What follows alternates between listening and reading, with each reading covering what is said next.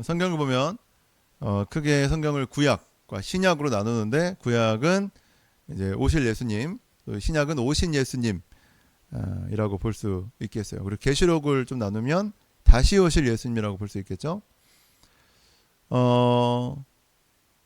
이 마태복음에는 이 구약에서 말한 메시아, 구약에서는 이 메시아가 올 것이라는 예언이 많아요. 그래서 그 메시아가 바로 예수님이다라는 것이 이제 마태복음에 담겨 있는 거죠. 특별히 이 마태복음은 유대인 공동체의 이방인이 아니라 하나님을 알고 있었던, 구약을 믿고 있던, 하나님을 알고 있던 유대인 공동체에 쓰여졌기 때문에 이 구약의 내용과 또 예언 이런 것들이 많이 인용해서 기록이 되어져 있습니다. 자, 첫 번째 족보가 등장해요. 족보를 보면 그 당시에 이 유대인들은 가족 공동체였어요. 아버지가 어부면 자녀도 어부겠죠. 예수님이 직업이 뭔지 기억나세요? 그렇죠. 그럼 아버지는 맞아요. 그런 것처럼 아주 훌륭한 분이시군요. 그러니까 족보를 보면 뭘 알 수 있냐면 그 사람이 어떤 사람이고 어떤 일을 하게 될 건지가 알 수 있다는 거예요. 성경 보면 눈의 아들 여호수아다, 요한의 아들 시몬이다 이런 말들이 나오잖아요. 그러니까 그 사람을 알려면 그 집안과 족보와 아버지, 할아버지를 알면 그 사람을 알 수 있었다는 거예요. 그러니까 마태복음 초반이잖아요. 구약이 끝나고 신약이 시작되는 이 마태복음 이 초반에 이 예수님의 족보가 기록됐다는 것은 뭡니까? 예수님이 어떤 사람이냐, 예수님이 어떤 일을 할 것이냐를 보여주는 장치라는 거예요. 오늘 본문 속에서 예수님이 어떤 분이신지 나타나 있다는 겁니다. 우리가 맨날 마태복음을 읽다 보면 낳고 나오니까 얼마나 이제 힘들잖아요. 여기를 이제 지나가지 못하는 분들도 있고. 그런데 이 안에 이 복음서에서 무엇을 말하고 있을지가 전부 들어있다는 것입니다. 자, 1절에 보면은 아브라함과 다윗의 자손 예수 그리스도의 계보라 이렇게 나와 있어요. 이 1절에 이 모든 것을 함축하고 있습니다. 뭐냐면 아브라함과 다윗의 자손이다. 예수님은 아브라함의 자손이고 다윗의 자손이야 이렇게 말해주고 있는 거예요. 자, 아브라함과 다윗에 대해서 오늘 간단하게 살펴볼 건데요. 아브라함과 하나님이 어떤 언약을 했는지를 보면 아브라함이 어떤 사람인지 알 수 있습니다. 자, 여기를 보면 여호와께서 아브라함에게 이르시되 너는 너의 고향 친척 아버지의 집을 떠나 내가 내게 보여줄 땅으로 가라. 내가 너로 큰 민족을 이루고 내게 복을 주어 내 이름을 창대하게 하리니 너는 복이 될지라. 한번 같이 읽어볼까요? 3절 시작. 너를 축복하는 자에게는 내가 저주하리니 땅의 모든 족속이 너로 말미암아 복을 얻을 것이라 하신지라. 아멘. 자, 보세요. 이게 무슨 약속? 하나님이 아브라함이랑 하는 약속인데 무슨 약속이냐면 아브라함이 한 민족을 이루고 하나님이 아브라함을 선택하셔서 한 민족을 이루고 그 민족을 통해서 너희들도 복을 받지만 열방이 복을 받는다. 이 복을 받는다는 건 뭐예요? 결국 하나님께 돌아오겠다. 이런 말씀이잖아요. 그런 약속을 했다는 거예요. 그리고 또 어떤 약속을 하시냐면 이르시되, 여기 되게 중요해요.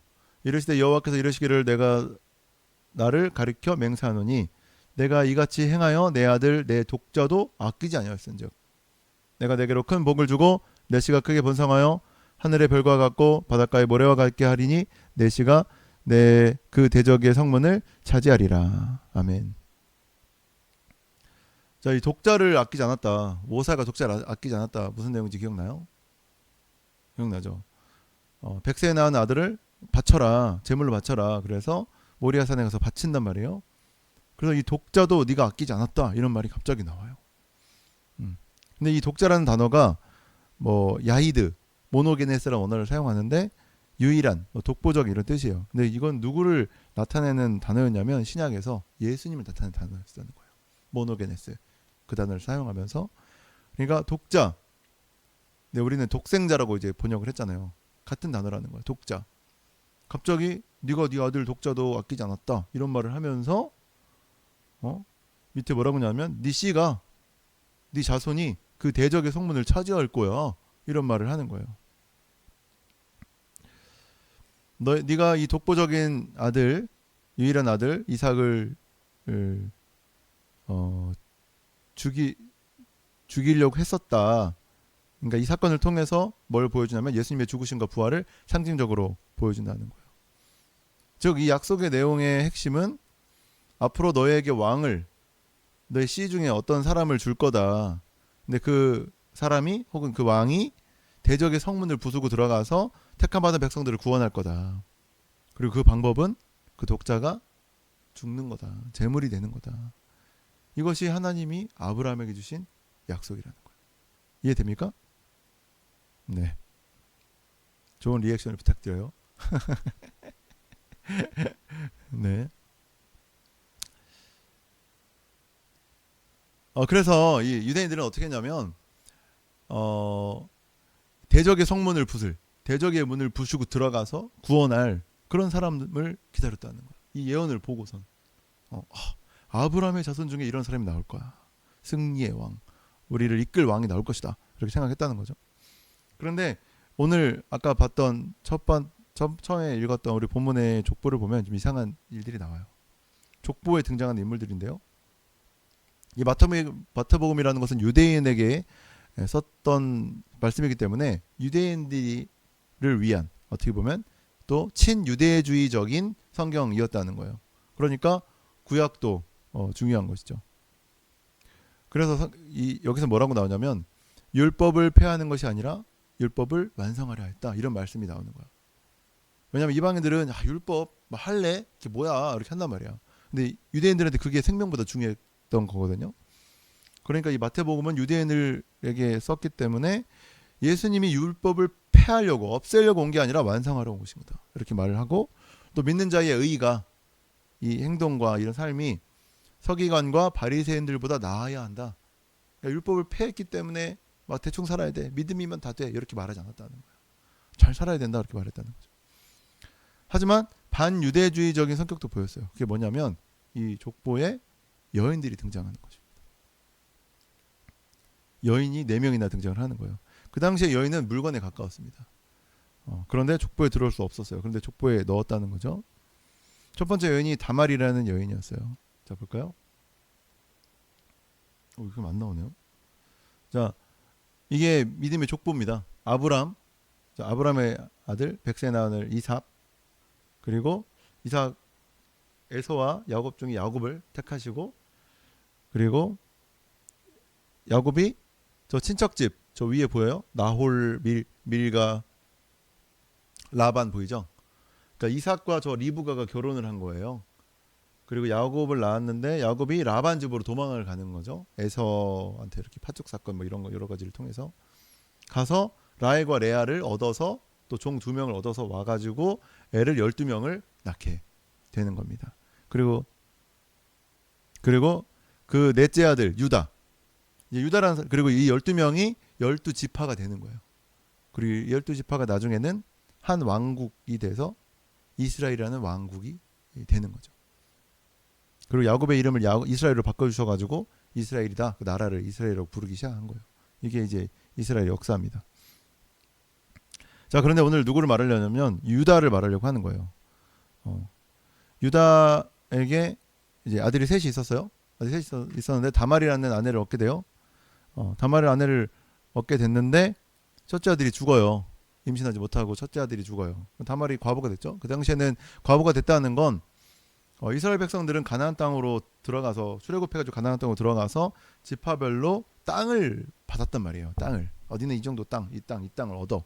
근데 남자들이 땅을 받았기 때문에 과부가 됐다는 건 남편이 없고 또 아들이 없고 그렇기 때문에 땅을 물려받을 땅이 없기 때문에 먹고 살 수가 없었던 거예요.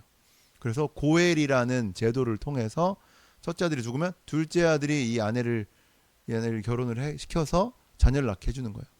그래서 땅을 상속받을 수 있도록. 근데 둘째 아들도 이제 죽게 돼요. 셋째 아들은 너무 어려. 그러니까 유다가 야 며느라기야 갔다 와라, 친정 갔다 와라. 내가 셋째가 너무 어리니까. 근데 얘가 다 컸는데도 안 불러주는 거야. 왜냐면 또 얘도 죽을까봐 유다가 보고 아들 둘 죽은 것처럼 셋째 아들도 죽을까봐 이제 그 다말이랑 연결을 시켜주지 않는단 말이죠. 다말이 이제 자기가 상속을 얻어야 되고 먹고 살아야 되고 여러 가지 이유로 이제 꾀를 쓰게 됩니다. 근데 유다도 이제 아내가 있었는데 아내가 죽어요. 그래서 어떤 지역으로 이제 양털을 거들어 이제 갑니다. 양털 맞나? 갔더니 근데 그 소식을 알고 다말이 신전 창녀, 그 당시에 이제 신전 이방 신전에는 창기들이 있었어요. 그래서 이 성관계가 뭐 의식처럼 진행됐기 때문에 그래서 창기 옷을 입고 유다를 만나서 꼬셔서 이제 관계를 갖습니다. 그래서 아이를 낳게 돼요. 뭐 어떻게 보면 지금 보면 어떻게 보면 막 막장 같은 이야기인데 그 자손이 바로 베레스라는 사람이 출산을 하게 돼요. 근데 그 베레스라는 인물이 이 지금 예수님의 족보에 들어가 있는 거예요. 다말도 들어가 있고. 두 번째는 라합입니다. 라합 많이 들어보셨죠? 이스라엘 백성들이 가나안 땅으로 들어갈 때 여리고성을 처음에 침략하여 들어가죠. 근데 정탐꾼 2명을 먼저 보내요. 근데 라합의 집에 들어가서 숨어 있게 됩니다. 근데 라합은 그때 기생이라고도 했고 또 원어를 보면 여관 주인이다. 근데 이제 여관에서 뭐 그런 일들이 있었을 것이다. 뭐 여러 가지 해석들이 있는데 아무튼 그때 이제 라합이 보니까 이 사람들이 믿는 하나님이 진짜 하나님인 거야. 진짜 신인 거야. 그러니까 당신들이 우리 땅을 쳐들어올 때 나를 우리 가족을 불쌍히 여겨주세요. 그러니까 그러면 붉은 끈을 달아놔라. 그럼 우리가 저기 붉은 끈이 있네요. 붉은 끈을 달아놔라. 그러면 이 집은 내가 침략하지 않겠다. 그러면서 이 정탐꾼 중에 나중에 이제 정탐꾼 중 한 명과 이 라합이 결혼을 하게 됩니다. 그래서 보아스라는 아들을 낳게 됩니다. 이게 지금 그 족보에 들어갔던 내용. 세 번째는 룻이에요. 나옴이라는 여인이 있었습니다. 이스라엘 사람이었는데 이 나옴이라는 여인이 남편이 있고 아들 둘이 있었어요. 근데 이스라엘 가나안 땅에 기근이 들으니까 모압으로 이주해서 살게 됩니다. 거기서 이제 아이들이 결혼을 하죠. 그런데 결혼해서 살고 있는데 나오미의 남편도 죽고 아들 둘도 죽어요. 그러니까 며느리 둘이 남았죠. 근데 첫째 며느리, 둘째 며느리 친정으로 돌아가라 그랬더니 첫째는 돌아가지만 둘째 이 룻이라는 며느리는 나오미랑 같이 나는 이제 저기 시어머니랑 살 거예요. 이렇게 합니다. 둘이 다시 이스라엘 땅으로 가나안 땅으로 돌아오게 돼요. 근데 왔는데 어떻게 해요? 둘 다 과부, 며느리도 과부, 나오미도 둘 다 과부잖아요. 그럼 먹고 살 수가 없잖아요. 그때 어떤 제도가 있다고 했어요? 고엘이라는 제도가 있다고 했죠. 그래서 이런 혈통 중에 혹시 친척 중에 이제 이 룻과 결혼을 할 수 있는 사람이 있으면 좋겠다 이런 상황이 된 거예요. 그때 누구랑 결혼을 합니까? 보아스랑 결혼을 하게 됩니다. 보아스랑 결혼해서 오벳이라는 사람을 낳게 되죠. 그럼 이제 보아스는 어떻게 이 모압 여인 이방 여인이랑 결혼할 수 있었을까? 생각을 해보면 그냥 상식적으로 생각해보면 그런 거예요. 부모님이 국제 결혼했다. 누구죠? 라합이잖아요. 라합과 정탐꾼이 결혼해서 난 게 보아스야. 부모님 국제 결혼하는 걸 보면서 나도 할 수 있겠다 생각하지 않았을까? 그래서 모압 여인인 이제 룻과 보아스가 결혼을 하게 된 거죠. 오벳을 낳습니다. 뭐 이건 제 생각이에요. 마지막은 바세바입니다. 바세바는 기억나시죠? 다윗이 자기 충신의 아내를 간음해서 충신을 죽이고 그래서 아이를 낳은 게 바로 솔로몬입니다. 간음해서 낳은 아이가 솔로몬입니다. 자, 이런 지금 보면 이 아주 중요한 족보, 유대인들이 아주 중요하게 생각하는 이 족보에 누가 들어갑니까? 간음한 여인, 기생, 이방 여인들이 들어왔다는 거. 이게 무슨 뜻입니까? 유대인들아, 너희들이 중요하게 여기는 이 아브라함의 족보다. 그래, 맞아. 이 족보대로 예수가 이 땅에 오셨어. 그러나 너희들이 생각하는 것만으로 예수님이 이 땅에 오신 게 아니다. 뭐로? 하나님의 섭리로, 은혜로, 믿음 가운데 이것이 진행되었다. 이것을 동시에 복합적으로 보여주는 것이죠. 자, 그렇다는 것입니다. 우리의 신앙은 우리가 뭐 PK냐, MK냐, JK냐 이게 중요하지 않다는 거예요. 사모님 뭐예요? JK예요? 집사? 자녀? PK예요. 패스터 키즈. 그러니까 MK냐, 미셔너리 키즈냐, JK 집사 장로 자녀냐 이런 게 중요하다는 게 아니라는 겁니다. 내가 이상적으로 생각하는 기독교의 모습이 우리 각자 다 있잖아요. 살아온 배경들이 있기 때문에. 그런데 그런 모습으로 될 때도 있고 되지 않을 때도 있다는 것을 말해주고 있는 것 같아요. 때로 에어컨이 있거나 에어컨이 없거나 뭐 의자가 있거나 의자가 없거나 PPT가 되거나 되지 않거나 또 성경책이 있거나 없거나 뭐 쪽복음이 있거나 이런 환경에서도 누가 역사하신다? 하나님이 역사하신다. 하나님의 섭리 가운데 하나님의 역사를 이어가신다는 것을 우리가 깨달아야 되는 거죠. 이 사실을 믿으시기 바랍니다. 아멘. 아멘. 약간 아멘 영어 같았어요. 아멘. 자, 17절까지 이제 보면 1절부터 17절까지 족보가 나오는데 누구를 낳았다 나오는데 약간 특이한 장면이 나오는데 뭐냐면 바로 6절이에요. 읽어볼까요? 시작. 이새는 다윗 왕을 낳으니라. 다윗은 우리아의 아내에게서 솔로몬을 낳고. 뭐가 다를 것 같아요? 맞춰보세요. 그동안 물 마시고. 어허, 역시 우리 사모님 눈썰미가 있어. 왕. 다른 사람들은 다 다윗, 우리야, 뭐 솔로몬 이런 식으로 다 이름을 말했어요. 근데 다윗만 왕이라는 걸 붙였어. 자, 우리 다윗에 대해서 한번 얘기를 해봅시다. 다윗과 하나님이 어떤 약속이 있었는지 보면 알겠죠? 내 수완이 차서 내 조상들과 함께 누울 때, 죽을 때 내가 내 몸에서 날 내 씨를 내 뒤에 세워 그의 나라를 견고하게 하리라. 그는 내 이름을 위하여 집을 건축할 것이요 나는 그의 나라의 왕위를 영원히 견고하게 하리라. 또 볼까요? 내 집과 내 나라가 내 앞에서 영원히 보존되고 내 왕위가 영원히 견고하게 하리라 하셨다 하라. 나단이 이 모든 말씀들과 이 모든 계시대로 다윗에게 말하니라. 자, 뭡니까? 하나님이 나단을 통해서 다윗에게 하셨던 말씀이에요. 그죠? 내용이 뭡니까? 너의 나라가 영원할 거다. 너의 나라가 견고할 거다. 보존될 거다. 근데 우리가 역사를 보면 알겠지만 그런 나라는 없었습니다. 다윗도 망하고 솔로몬도 망하고 아예 나라가 찢어져서 계속해서 이거는 무엇을 말하고 있는가? 자, 유대인들은 이 예언의 말씀, 아까 아브라함의 예언의 말씀이 있었고 이 다윗의 한 예언의 말씀이 있었단 말이에요. 그러니까 이 예언의 말씀을 통해서 견고한 나라, 다윗이 죽으면이니까 다윗 이후에 다윗과 같은 강력한 나라가 올 것이다. 그런 리더가 올 것이다라고 계속해서 생각을 했다는 거예요. 그래서 이 족보는 그것을 이제 보여주는 것입니다. 다윗 왕 같은 메시아가 올 거다. 자, 이 아까 봤던 족보는 42대라고 기록이 되어 있어요. 그래서 이거를 3으로 나누면 14죠. 14, 42죠. 족보를 정확하게 따지면 사실 정확하게 42명이 아니에요. 근데 42로 해서 14 이렇게 나눠가지고 의도적으로 14를 강조한 거죠. 그러니까 히브리어, 구약은 히브리어로 쓰여졌는데 히브리어는 숫자가 없어요. 그래서 A, B, C, D 하면은 1, 2, 3, 4가 되는 거예요. 그러니까 히브리어도 알파벳이 있을 거 아니에요. 그래서 이걸 보면 히브리어 알파벳입니다.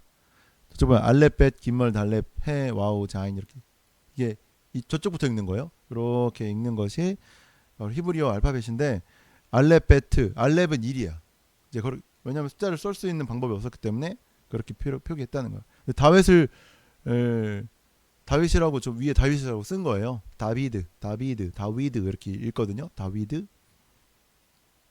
그럼 뭐냐면 알렙벳, 김멀, 달렙이에요. 달렙이죠. 그리고 와우, 이 바브라고 하는 와우고 가운데 있는 건 또 그 세 번째 거 이쪽으로 길으니까 달렛이에요. 달렙, 와우, 달렛이에요. 뭡니까? 464죠.